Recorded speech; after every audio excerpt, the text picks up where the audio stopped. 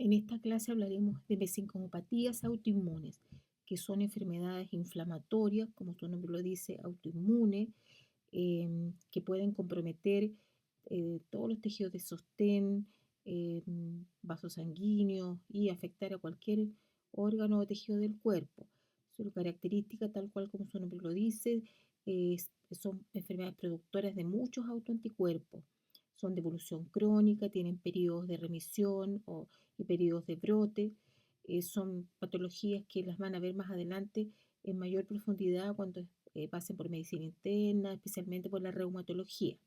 Aquí las veremos así en forma más somera, por decirlo así, más que nada, porque muchas de ellas tienen muchas manifestaciones cutáneas. Por lo tanto, podemos ser nosotros los que, detectando pequeñas tecnologías cutáneas, derivarlas como en el momento oportuno a nivel secundario o al especialista que corresponda. Va a ser un poquito árido el tema porque son a veces difíciles de comprender o de entender, sobre todo si uno no ha visto nunca eh, la patología. Entonces, espero no ser muy enredada para poder explicarles un poquito estas enfermedades.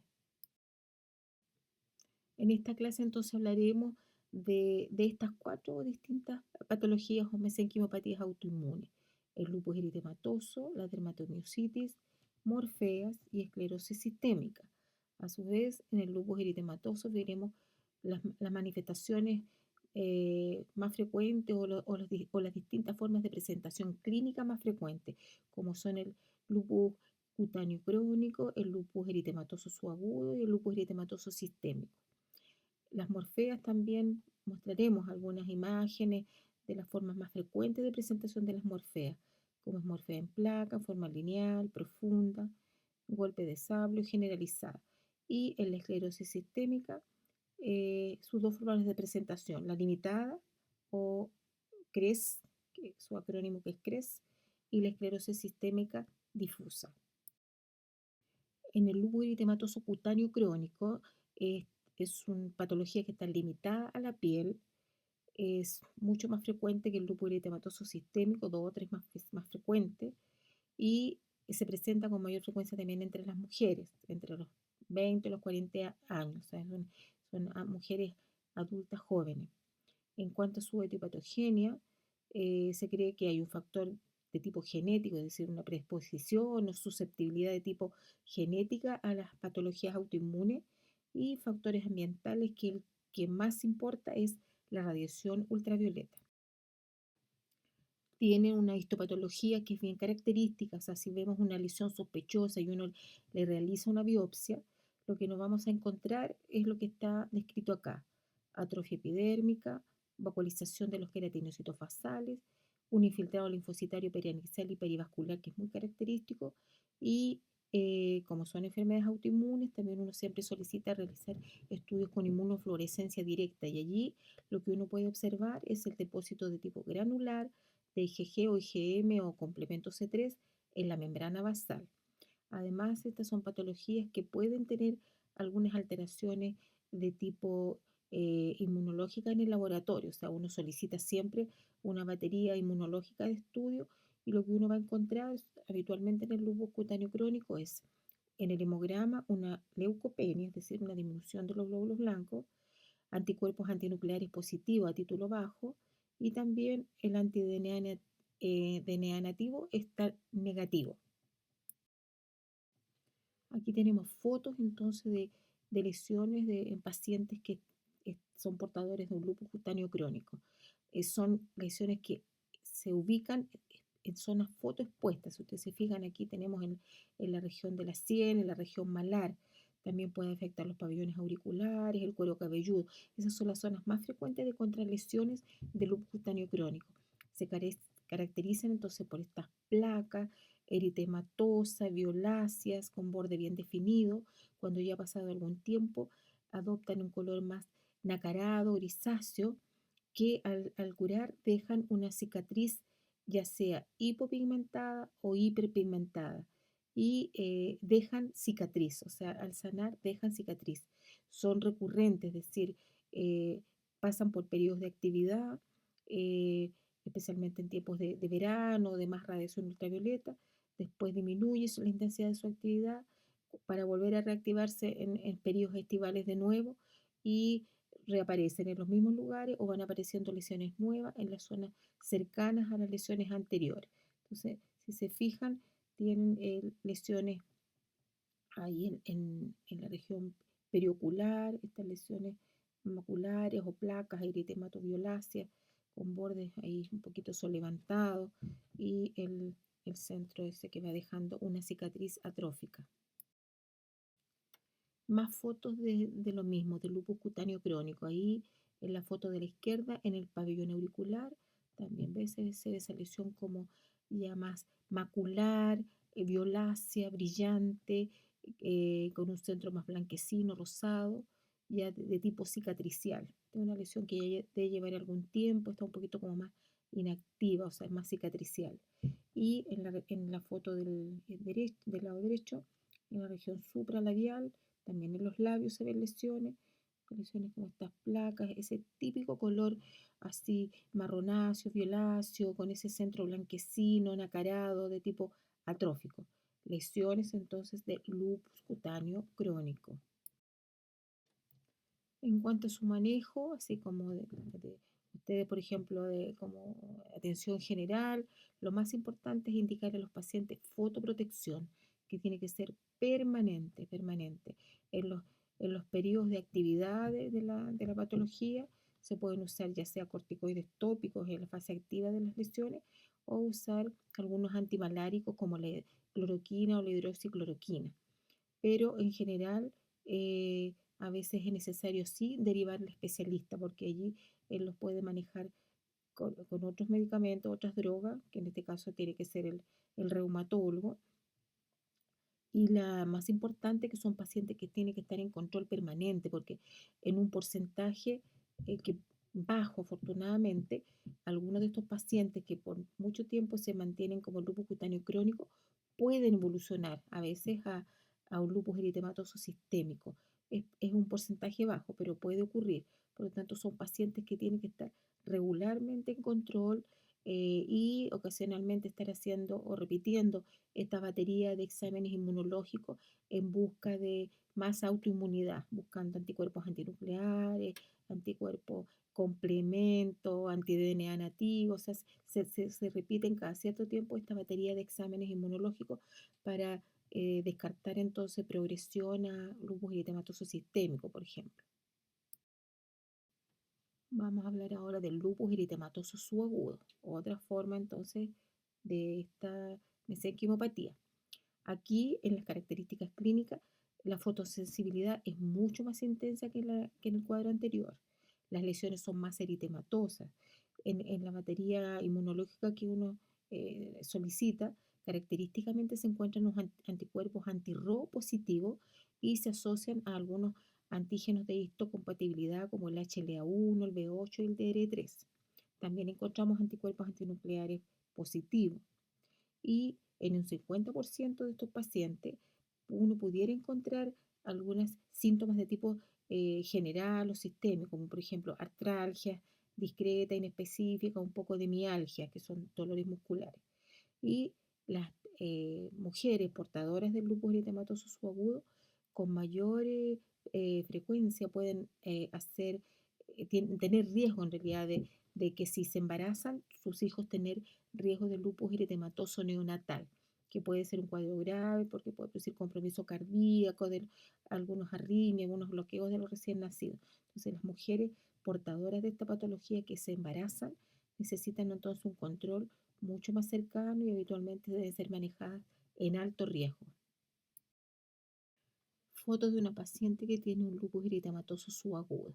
Si fijan, hay lesiones en la cara, pero también se extiende a zonas como más cubiertas, como por ejemplo la zona del dorso del tórax o la zona del anterior del tórax, con esta erupción papular, eritemato violáceo extenso, con un prurito moderado. Si ustedes se fijan y observan estas lesiones, fácilmente se puede confundir con otra patología, con otras patologías de tipo fotoalérgicas o fototóxicas o algunos otros tipos de dermatosis.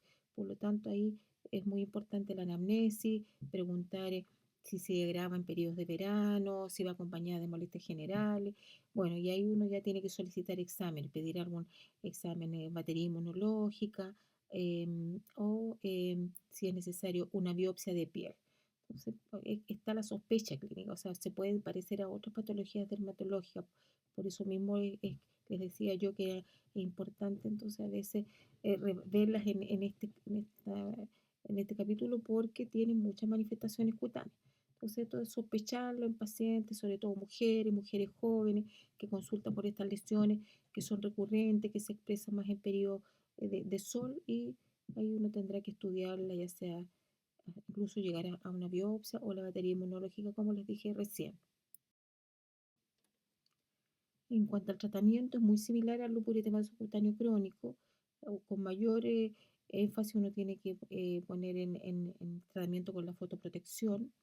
Aquí también se usan los antimaláricos como cloroquina, hidroxicloroquina, los corticoides en etapas más agudas. Y ya después de eso, o sea, uno sabe que necesita el apoyo después de la especialidad, ya sea el reumatólogo o el internista, porque también necesitan a veces el apoyo con otros medicamentos más inmunosupresores que controlen más esta autoinmunidad. Y tenemos aquí entonces el lupus eritematoso sistémico, que es una enfermedad inflamatoria multisistémica, es la presentación más severa o grave de esta patología. Se caracteriza por tener autoanticuerpos de múltiples especificidades. Es más frecuente en las mujeres que en los hombres, una relación más o menos 8:1. Y tiene múltiples variedades de expresión clínica y el laboratorio también es muy variado. Pueden haber distintos tipos de autoanticuerpos presentes en distintas titulaciones, o sea, es es mucho más compromiso sistémico y de variadas presentaciones, entonces, o manifestaciones clínicas.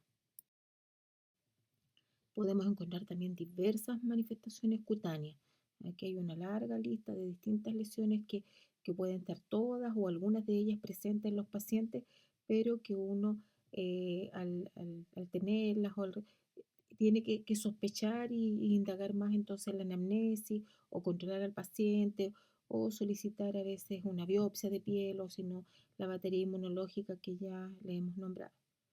Podemos encontrar el eritema malar bilateral, que es la erupción en mariposa en la carita, que es bien característica. Puede haber una erupción maculopapular de tipo lúpica, mucha fotosensibilidad. Pueden haber presencia también del lupus eritematoso discoide, como la primera manifestación que vimos que era el lupus cutáneo crónico, alopecia, lívidos reticulares, que enseguida vamos a ver algunas fotos, púrpura, vasculitis cutánea, úlceras orales, fenómeno de Raynaud o eritema pernio o los típicos sabañones y muchas otras manifestaciones cutáneas. Entonces, los pacientes pueden tener alguna de estas lesiones o a veces pueden tener todo. Aquí tenemos fotos de una paciente que tiene ese eritema malar en forma de alas de mariposa. Si se fijan en ambas regiones malares, estas máculas eritematosa o eritematoviolacia, que en la foto de la izquierda, en la paciente además tiene compromiso de la región supralabial y el dorso de la nariz. Entonces, es típico esto este color así como violáceo, eritematoso, que muchas veces puede ser discreto, que incluso se puede confundir hasta con otras patologías, por ejemplo, con una rosácea, por ejemplo, o una dermatitis fotoalérgica. Entonces, allí donde uno tiene que ir con la anamnesis, apoyarse, a preguntar por todas las otras, todas esas otras lesiones que vimos anteriormente, entonces preguntar por fotosensibilidad, fenómeno de Raynaud, úlceras orales, entonces uno va preguntando y ahí va orientando más su diagnóstico. Aquí tenemos entonces tres distintas manifestaciones. En la foto que se observa la cara de la paciente, si ustedes se fijan ahí también, se vuelve a repetir ese eritema característico ahí que va de la región malar, sobrepasa el dorso de la nariz y hasta la otra región malar, formando esta eh, imagen así en forma de mariposa. Además hay mucha fotosensibilidad, se fijan los labios, los tiene así como erosivos, costrosos, un poquito de inyección conjuntival también. En la foto superior derecha, ahí se observa la cara posterior del muslo, en que se ve toda esta erupción maculopapular así en forma racemosa, así como en forma de red, de malla. Eso es lo que se llama lívidos reticulares, que se acentúa mucho más cuando la persona se expone así al frío, al cambio de temperatura en frío. Y en la foto inferior se ve esta erupción maculopapular también, que también puede estar presente en pacientes portadores de lupus eritematoso sistémico. El diagnóstico, bueno, a veces resulta un poco difícil, a veces hay algunas manifestaciones, a veces está el cuadro más completo, pero en general el diagnóstico uno se apoya más en estas lesiones cutáneas mucosas que son las que más se repite o no más características, además de todas estas alteraciones inmunológicas que uno las estudia con el laboratorio. El eritema palmar, el eritema en realidad no es eritema palmar, es eritema malar. Ahí me equivoqué. El eritema malar en alas de mariposa, la placa discoide o lupus, presencia de lupus cutáneo discoide, la fotosensibilidad y las úlceras orales.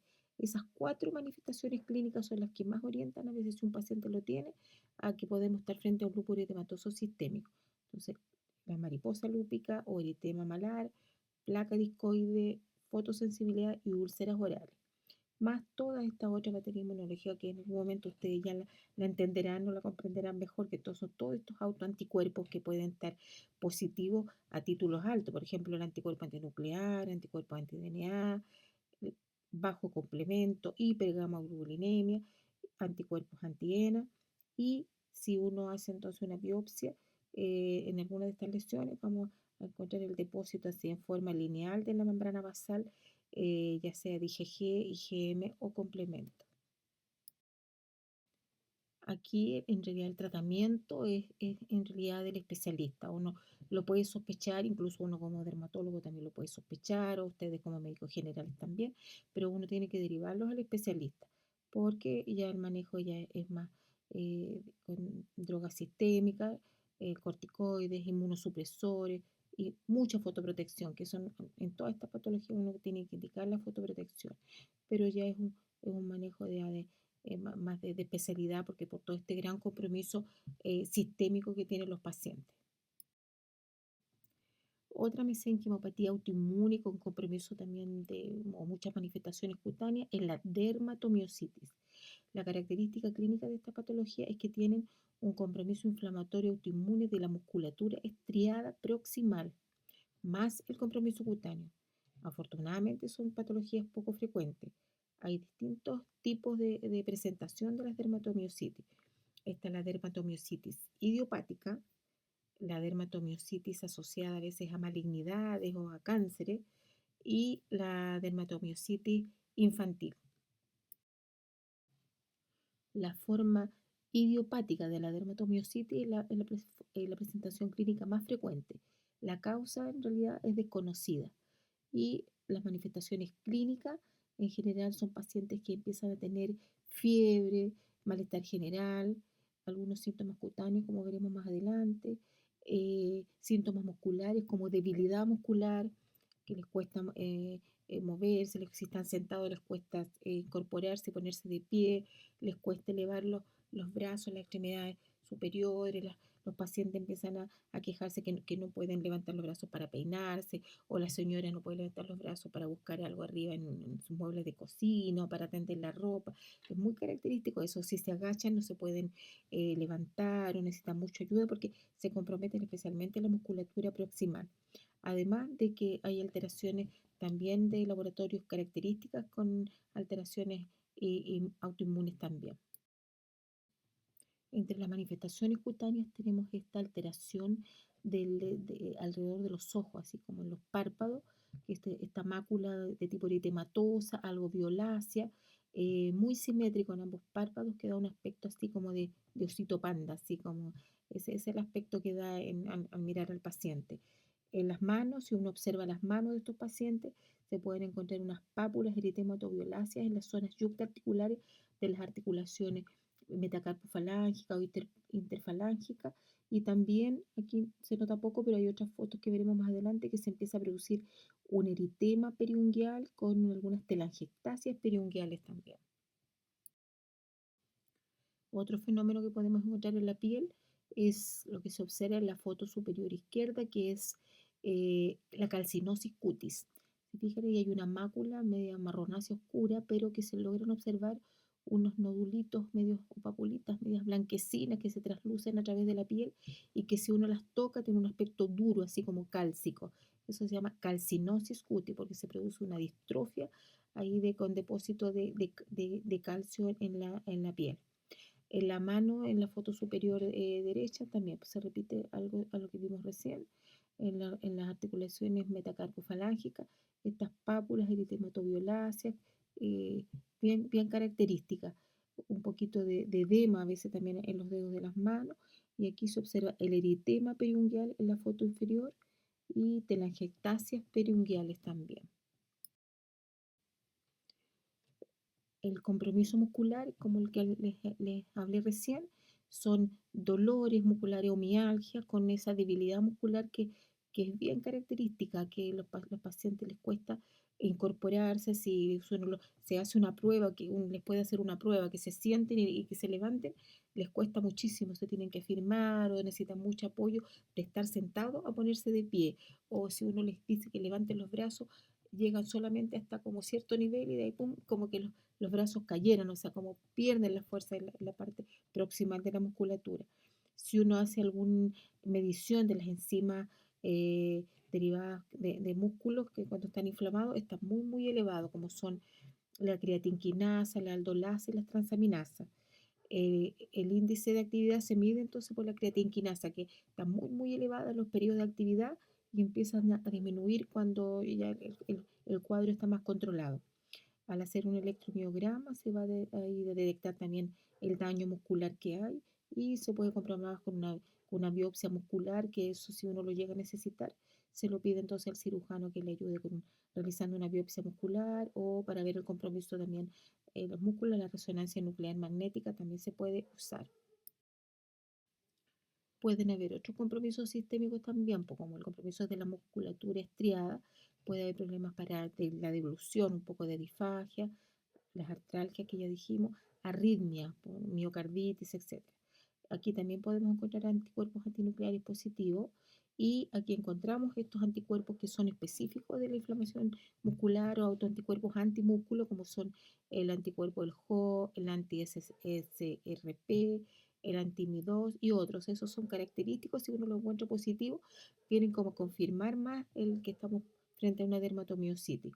Y en la fase aguda, en un hemograma, encontramos una leucocitosis importante y la velocidad de sedimentación muy elevada. Aquí el tratamiento, aquí en realidad es del especialista, o sea, uno con lo que más puede ayudar o cooperar es recomendar siempre la fotoprotección, el uso de corticoides tópicos, especialmente en las lesiones tipo pápulas eritematosas o el eritema periungual. Ahí uno puede ayudar con corticoides tópicos y sistémicos, pero ya de ahí en adelante lo mejor es derivarlo al especialista y ahí se usarán otros como los antimaláricos, inmunosupresores o ya en estos últimos tiempos los agentes biológicos que han sido de gran ayuda para todas estas patologías autoinmunes. Ahora hablamos del otro grupo de mesenquimopatías autoinmunes como son las morfeas. Estas se caracterizan por producir esclerodermias circunscritas en la piel. Esclerodermia significa que la piel se pone así dura, se produce un endurecimiento cutáneo, un verdadero cartón, como un cuero inextensible, porque se endurece tanto la dermis como la hipodermis. Entonces se ve una piel muy característicamente así como brillante, adelgazada, que se pierden todos los anexos cutáneos en esa zona. Entonces es una piel casi como inextensible. A eso se llama esclerodermia. La frecuencia es baja, también se puede presentar en un rango alto de edad, desde los 2 hasta los 50 años. También una patología mucho más frecuente en mujeres que varones.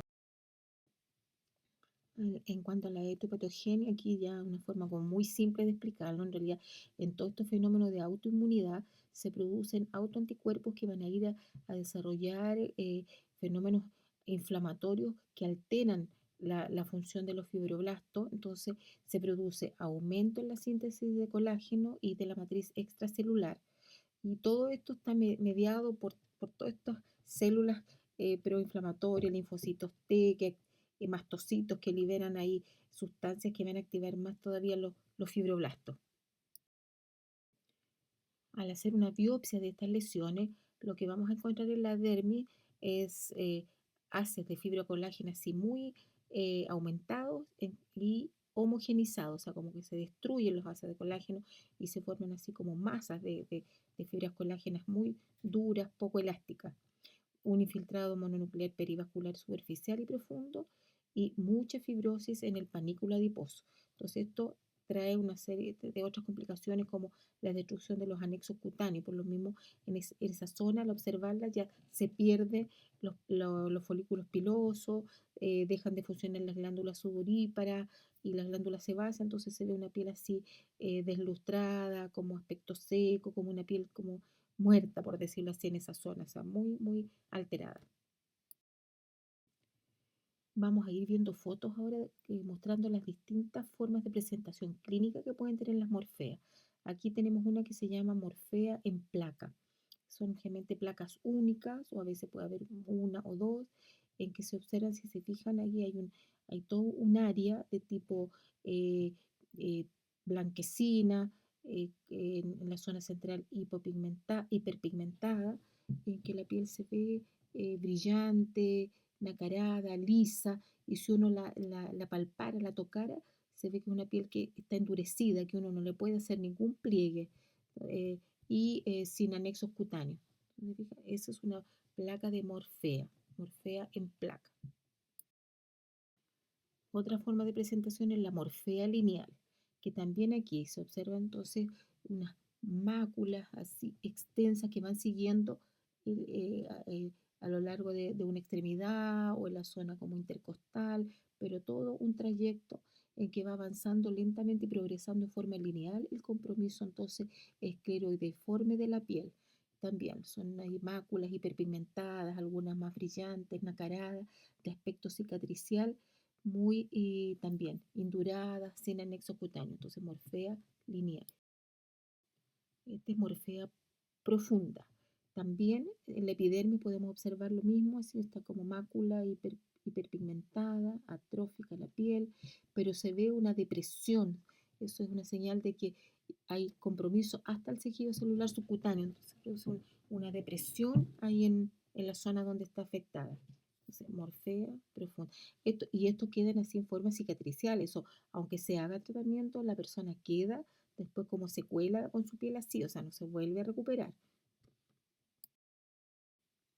Hay esta forma de morfea facial que puede tener dos formas de presentación. Una, como en la foto de la izquierda, que se produce como una hemiatrofia facial. Esa se llama, o de Parry-Romber, ese es el nombre propio que recibe, pero si se fija, se ve una simetría completa en la carita del niño. Puede dejar, y eso queda secuela, o sea, después solamente una vez que ya está se ha controlado, está inactiva la enfermedad, después solamente ya una corrección más bien como dermocosmética o plástica para poder mejorar el aspecto de la carita. Y en la foto de la derecha se ve esta morfea que está en la región media de la región frontal, que también es profunda en forma lineal, que también recibe el nombre de engolpe de sable o coupe de sable. Y está la morfea generalizada, que son extensas placas o múltiples placas que afectan distintas áreas del cuerpo con esta piel, entonces estas máculas o placas hiperpigmentadas, de pieles escleróticas, tensas, firmes, en algunas zonas brillantes, de aspecto cicatricial. El diagnóstico habitualmente uno lo hace por la clínica al observar estas placas y este aspecto característico de la piel. Además, si uno realiza una biopsia, se encuentra entonces con el típico compromiso ahí de toda esta destrucción de las fibras colágenas que están ahí todas destruidas o conglomeradas, fibrosis hasta la hipodermis. Y en la batería inmunológica uno puede encontrar un anti-DNA positivo de una cadena. El tratamiento se dice que pudiera haber una posibilidad de remisión espontánea, pero es muy rara. O sea, igual puede frenarse, o sea, no se quiere apareciendo nuevas placas, pero la piel siempre queda con secuelas. en las etapas tempranas, antes que ya adopte esa forma más cicatricial en que hay más un poco de eritema, incluso un color como violáceo en las placas iniciales, uno pueden responder a corticoides tópicos o fototerapia. En niños se dice que puede dar buen resultado el uso de metrorexato para disminuir esta fibrosis, para que no progrese a compromiso mayor. Y ya cuando está en una etapa realmente ya cicatricial, ya solamente queda el tratamiento más bien de cirugía reparadora, ya sea con implantes grasos o sustancias de relleno para mejorar entonces la parte cosmética o estética de la piel. Por último, vamos a hablar de la esclerosis sistémica. También es una enfermedad inflamatoria, de evolución crónica, con periodos de brote, con también autoanticuerpos hay múltiples, en que podemos encontrar entonces cambios escleróticos con alteración también en los fibroblastos que se van a manifestar también en la piel y en algunos otros órganos, alteraciones en los vasos sanguíneos, una vasculopatía, en que hay un daño fibrosis de las paredes arteriolares con daños químicos, especialmente en zonas acrales, en el pulmón, en el tubo digestivo o en los riñones. Y todo un trastorno tipo autoinmune, produciendo todos estos linfocitos autorreactivos, autoanticuerpos que generan esta patología inflamatoria y crónica. Hay dos formas de presentación de la esclerosis sistémica. Una que es una esclerosis sistémica más limitada o acroesclerosis, que se abrevia así con el acrónimo de CRES, porque ahí está describiendo todas las alteraciones que hay: calcinosis, fenómeno de Raynaud, esofagopatía, esclerodactilia y telangiectasia. Eso significa CREST. Y está la otra forma de esclerosis sistémica difusa. Ahora, la esclerosis sistémica limitada o CRES es la forma de presentación más frecuente de la esclerosis sistémica y tiene una evolución un poco más benigna. Y el compromiso, como ya dije, es más sacral. En cambio, la esclerosis sistémica difusa tiene un predominio más proximal, es mucho más rápidamente evolutiva, produce un compromiso sistémico más rápido y más agresivo, más maligno, que puede llevar a veces más tempranamente, a veces incluso hasta la muerte a los pacientes. Aquí entonces recordando de nuevo las características clínicas del CRES, que es la esclerosis sistémica como más limitada, más de tipo acral. Una es la calcinosis, que es el depósito de calcio en la piel, que se forman a veces unos nódulos blanquecinos, amarillentos, que se traslucen a través de la epidermis y que muchas veces al crecer pueden romper la piel y formar estas pequeñas úlceras también. Está el fenómeno de Raynaud, que es característico, que se produce así como por el compromiso vascular, una respuesta al frío así intenso. Entonces se ponen primero las manos así como muy blancas, blancas, blancas, blancas, y después van tomando un color así como violáceo. Ese es el fenómeno de Raynaud. Por el compromiso en la musculatura esofágica, el compromiso esofágico, se produce reflujo esofágico, disminución de la motilidad, entonces a los pacientes les cuesta como tragar, se produce una disfagia eh, lógica. La esclerodactilia, que se ve eso en las manos, se observa en las manos, se produce un engrosamiento de los dedos de las manos, la piel se ve brillante, dematosa, así un poco blanquecina, violáceo, y se produce también como que se recogiera también un poquitito los dedos y la piel, entonces se ven estos deditos como en salchicha y se aplanan el pulpejo siempre o la yema de los dedos es como tiene una forma como gordita, en cambio aquí se empieza como a aplanar, así como a retraer y las uñas como que sobresalieran un poquitito. Eso es bien característico de ver en las manos de los pacientes que tienen CREST. Y lo otro son telangiectasias, múltiples dilataciones así de vasitos capilares en distintas partes del cuerpo. Es lo más característico de ver en el CREST estos fenómenos. Aquí para ver más de cerca el fenómeno de este edema, de este engrosamiento de los dedos de las manos, esa piel como brillante, con los deditos ahí medio, incluso se pueden hasta romper, se pueden hacer como ulceritas en los pulpejos por el compromiso vascular periférico que hay. Y aquí en la cara de inferior de la foto se ven en las mejillas algunas telangiectasias también. Aquí. Aquí vemos en la foto de la derecha, si uno hace un estudio para las personas que refieren así dificultad para tragar o para deglutir, se ve ahí que en esa radiografía del esófago se ven esos, como esas ondas, esos espasmos que se producen ahí, que producen mucha dificultad en la deglución. Y en la foto de la derecha se ven muchas telangiectasias en las mejillas, en el dorso de la nariz y otro signo que empiezan a manifestar estos pacientes es que por la esclerosis que se produce ahí en la piel, a veces se empieza como a ir disminuyendo la apertura de la boca, entonces como que la boca se fuera como achicando, se va haciendo con una boca así como chiquitita, que a veces al abrirla es como muy pequeñita, a veces se va perfilando un poco también el dorso de la nariz y las personas empiezan a adoptar lo que se conoce como el nombre de cara de pajarito. Eso también se describe en esta esclerosis sistémica. Para hacer el diagnóstico, bueno, uno se basa en los hechos clínicos del examen físico que uno puede ver, que son los que ya describimos, la calcinosis, el fenómeno de Raynaud, trastornos para deglutir, estas alteraciones en las manitos, o bien muchas telangiectasias, esta cara característica que uno ver a veces especialmente en la esclerosis sistémica. Se puede ayudar entonces con estudio de imágenes, ya vimos radiografías, biopsia de la piel también en el estudio inmunológico o batería inmunológica, característicamente se encuentran estos anticuerpos positivos que se orientan a pensar harto que estamos o a confirmar nuestro diagnóstico que estamos sospechando de esclerosis sistémica, como son anticuerpos antinucleares que están en todas estas patologías que hemos visto, que hasta en un 95% de positividad, pero aquí característicamente están los anticuerpos anticentrómero positivo y uno que es bien más específico todavía, que es el anticuerpo SSL70. Con esto entonces, para que ustedes tengan una idea de todas estas patologías, las recuerden, por lo menos recuerden las manifestaciones cutáneas y sepan entonces que pueden estar frente a un cuadro de esto y en algún momento ahí derivarlos oportunamente. El tratamiento, bueno, saber reconocerla y derivar al especialista cuando corresponde.